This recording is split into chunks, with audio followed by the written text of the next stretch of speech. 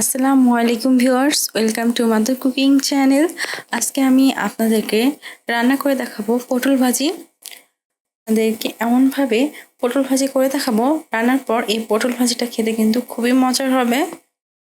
আর গরম ভাতের সাথে এই পটল ভাজিটা যেন একেবারেই জমে যাবে।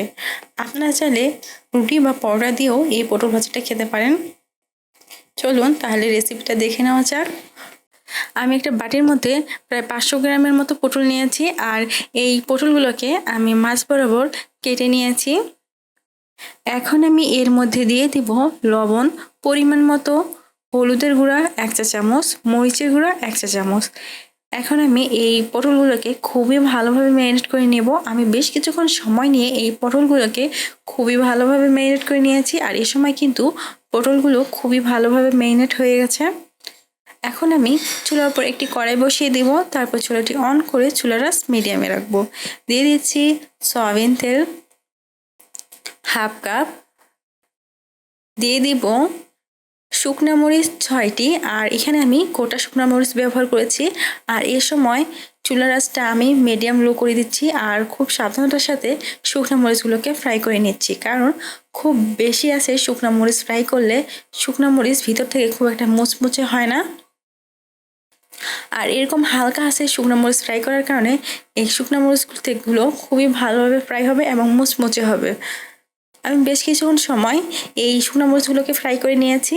এখন আমি দিয়ে দিব জিরা 1 চা চামচ, মৌরি 1 চা চামচ, ধনিয়া 1 চা চামচ। এখন আমি এগুলোকে খুব ভালোভাবে নাড়িয়ে দিব, আর এ সময় কিন্তু শুকনো মরিচ থেকে খুবই সুন্দর একটা স্মেল বের হয়েছে। এখন আমি দিয়ে দিব ম্যারিনেট করা পটল। এখানে পটলগুলো দেওয়ার পর আমি এই পটলগুলোকে অনবরত কষিয়ে কষিয়ে রান্না করব। যেহেতু আমি এই পটল ভাজিতে কোনো প্রকারের পানি ব্যবহার করব না, তাই চুলার আঁচটা একটু কম করে এই পটল ভাজিটাকে ধীরে ধীরে করে নিচ্ছি।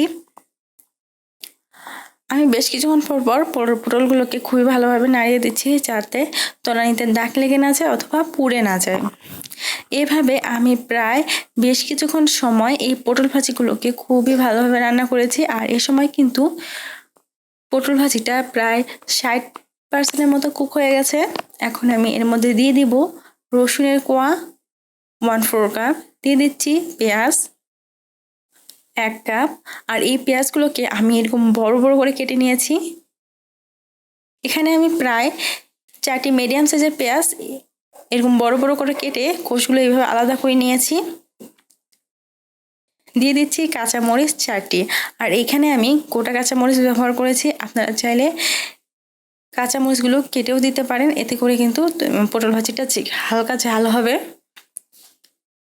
আর এইভাবে রান্না করলে বাড়ির ছোটরাও কিন্তু খেতে পারবে। এখন আমি এগুলোকে খুব ভালোভাবে নাড়িয়ে নাড়িয়ে রান্না করব। আর পেঁয়াজ মরিচ আমি পটল ভাজি করার প্রথমে দিইনি, এই কারণেই যে প্রথমে এই পেঁয়াজ আর রসুনগুলো যদি দিয়ে দেই তাহলে কিন্তু এগুলো পুড়ে যাওয়ার সম্ভাবনা থাকবে। তাই আমি আগে পটলটাকে 60% মতো ফ্রাই করে নিয়েছি, তারপর এই পেঁয়াজ আর রসুনগুলোকে দিয়ে দিয়েছি। এখন আমি অনবরত নাড়িয়ে নাড়িয়ে এই পটলগুলোকে খুবই ভালোভাবে ফ্রাই করে নেব। তবে সাবধান থাকতে হবে যাতে করে তলানিতে কোনোভাবে দাগ লেগে না যায় বা ভাজিটা পুড়ে না যায়। এভাবে আমি বেশ কিছুক্ষণ সময় ধরে রান্না করে নিয়েছি। এই সময় পেঁয়াজটা কিন্তু প্রায় মিডিয়াম ভাজা হয়ে গেছে, আর রসুনটাও মিডিয়াম ভাজা হয়ে গেছে, আর পটলটা প্রায় 95% মতো ফ্রাই হয়ে গেছে। এখন আমি দিয়ে দিব গরম মশলার গুঁড়া 1 চা চামচ। তারপর আমি এই পটল ভাজিটাকে খুবই ভালোভাবে নাড়িয়ে দিচ্ছি, যাতে এই মশলার গুঁড়োটা সবগুলো পটলের সাথে খুব ভালোভাবে লেগে যায়।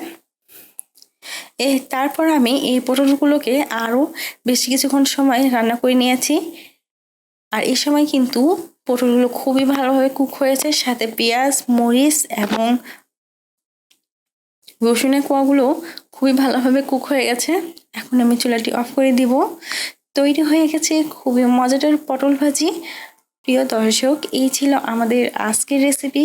মাদার কুকিং চ্যানেলের আরও এক্সাইটিং রেসিপি নিয়ে আপনাদের সামনে আবার উপস্থিত হব।